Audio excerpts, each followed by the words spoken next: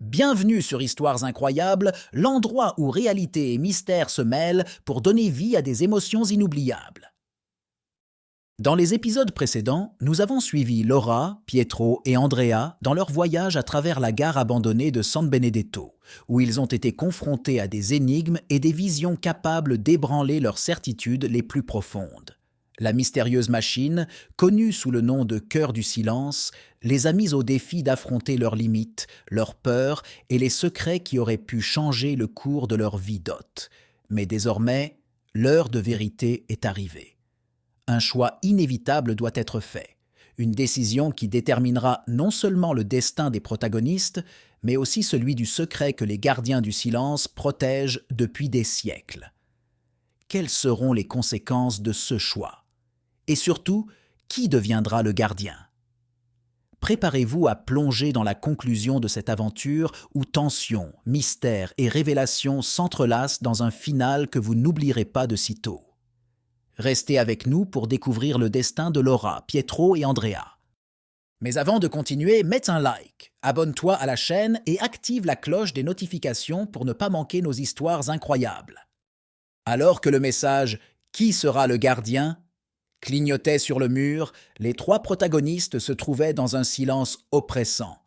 Pietro passa une main dans ses cheveux, essayant de trouver une logique à ce qu'il venait de vivre. « Nous ne pouvons plus ignorer la réalité de cet endroit », dit-il, rompant le silence. « Quoi que soit cette machine, quel que soit le secret qu'elle protège, elle nous a amenés ici pour une raison. Mais je ne pense pas que ce soit juste pour nous regarder nous disputer. » Andrea croisa les bras, son expression tendue. « Et selon toi, quel serait ce grand motif? Ils nous mettent à l'épreuve, pourquoi? Pour voir lequel d'entre nous est prêt à se sacrifier pour un mystère que nous ne comprenons même pas. » Laura secoua la tête, essayant de contrôler sa voix, mais son inquiétude était évidente. « Non, ce n'est pas seulement une épreuve, c'est une décision qui peut tout changer. Je le sens, le secret que protège cette machine ne concerne pas seulement nous, mais quelque chose de bien plus grand. » Une porte s'ouvrit avec un sifflement, interrompant leur conversation.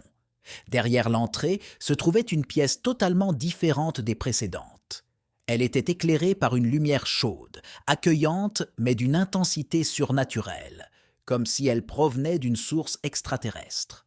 Les murs étaient couverts de cartes anciennes, de manuscrits écrits dans des langues inconnues et d'étranges dessins géométriques.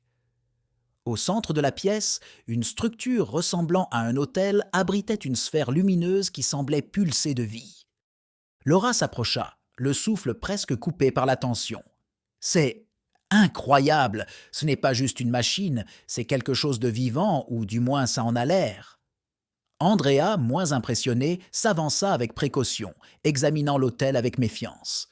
« Qu'est-ce que c'est exactement? Et pourquoi cela semble-t-il si important? » Pietro s'agenouilla pour examiner la base de l'autel où des mots en latin étaient gravés. Il les traduisit à voix haute. « Custodi silentium » conserver la vérité signifie emporter le poids. À ce moment-là, une voix métallique résonna dans la pièce.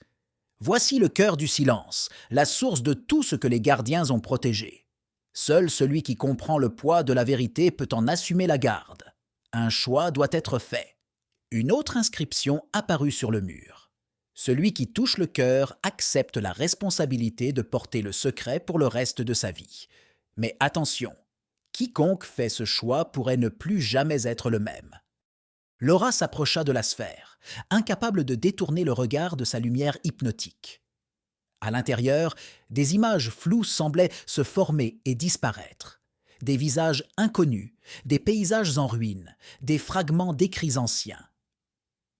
Lorsque sa main effleura la surface de la sphère, elle fut submergée par une série de visions d'hôtes. Elle vit des villes tombées en ruines, des guerres déclenchées par des secrets trop grands pour être contenus, des hommes et des femmes se sacrifier pour des causes apparemment impossibles. Elle entendit des voix lui murmurer à l'oreille, racontant l'histoire d'une organisation qui, pendant des siècles, avait protégé la vérité du monde. Un groupe connu sous le nom de Gardiens du Silence. Leur mission ? Maintenir l'ordre, même au prix de nier la vérité à l'humanité. Laura se recula de la sphère, le visage pâle. Ce n'est pas juste un secret, c'est une responsabilité énorme. Si cela tombait entre de mauvaises mains, cela pourrait détruire tout ce que nous connaissons. Andrea la fixa, son sarcasme habituel remplacé par une gravité inattendue. Et qui décide quelles sont les bonnes mains? Cette machine? Ou nous? Je ne sais pas, répondit Laura en secouant la tête. Mais je sais que nous ne pouvons pas simplement partir et laisser quelqu'un d'autre décider à notre place. Pietro se tourna vers Andrea, le visage marqué par l'incertitude. Tu sembles être le plus sceptique de nous tous, mais c'est peut-être précisément pour cela que tu es le plus adapté. Peut-être es-tu le seul capable de prendre cette décision sans être influencé par des illusions. Andrea rit amèrement. Et qu'est-ce qui me rend si spécial? Le fait que je ne fais confiance à personne ou le fait que je n'ai rien à perdre? Laura le regarda intensément. C'est peut-être justement ce qu'il faut. Quelqu'un qui comprend à quel point ce secret est dangereux. Quelqu'un qui ne l'utilisera jamais pour son propre intérêt. « Je n'aime pas tout ça !» marmonna Andrea, mais il s'approcha tout de même de l'autel. « Si c'est à moi de le faire, je le ferai. Mais ne vous attendez pas à ce que je le fasse pour vous. Je le ferai parce que je ne fais confiance à personne d'autre. » Andrea posa les mains sur la sphère. La lumière s'intensifia, remplissant la pièce d'une lueur si vive que Pietro et Laura furent contraints de se couvrir les yeux d'hôte. La voix métallique prononça ces dernières paroles. « Le gardien est choisi. Le cycle continue. Le silence est sauf. » Lorsque la lumière s'éteignit, Andrea avait disparu. À sa place, une porte s'ouvrit silencieusement, menant Pietro et Laura hors de la pièce. Aucun des deux ne parla tandis qu'ils traversaient le passage, le silence entre eux plus lourd que n'importe quel mot. Lorsqu'ils sortirent de la station, ils découvrirent un paysage étonnamment paisible. Le ciel, qui auparavant était sombre et menaçant, était désormais clair, avec des étoiles brillantes au-dessus d'eux. C'était comme si la tempête qui les avait conduits là n'avait jamais existé. Pietro s'arrêta, regardant en arrière vers l'entrée de la station. Je ne peux m'empêcher de me demander, Andrea est-il encore là? Ou est-il ailleurs? Laura haussa les épaules, les bras croisés autour d'elle. Je ne sais pas, mais je sais qu'il a fait un choix que personne d'autre parmi nous n'aurait pu faire, et nous devons le respecter. Alors qu'il s'éloignait, Pietro sentit quelque chose d'étrange dans la poche de sa veste. Il en sortit un billet avec des mains tremblantes et lut les mots gravés. Le silence a trouvé un nouveau gardien. Ta mission est accomplie. Dans une pièce éclairée uniquement par la faible lumière de la sphère, Andrea était assis seul. La sphère, désormais une partie de lui, pulsait lentement, se reflétant dans ses yeux. Il avait changé, non seulement physiquement, mais aussi mentalement. Il sentait le poids de la connaissance, le fardeau de chaque secret que les gardiens avaient protégé pendant des siècles.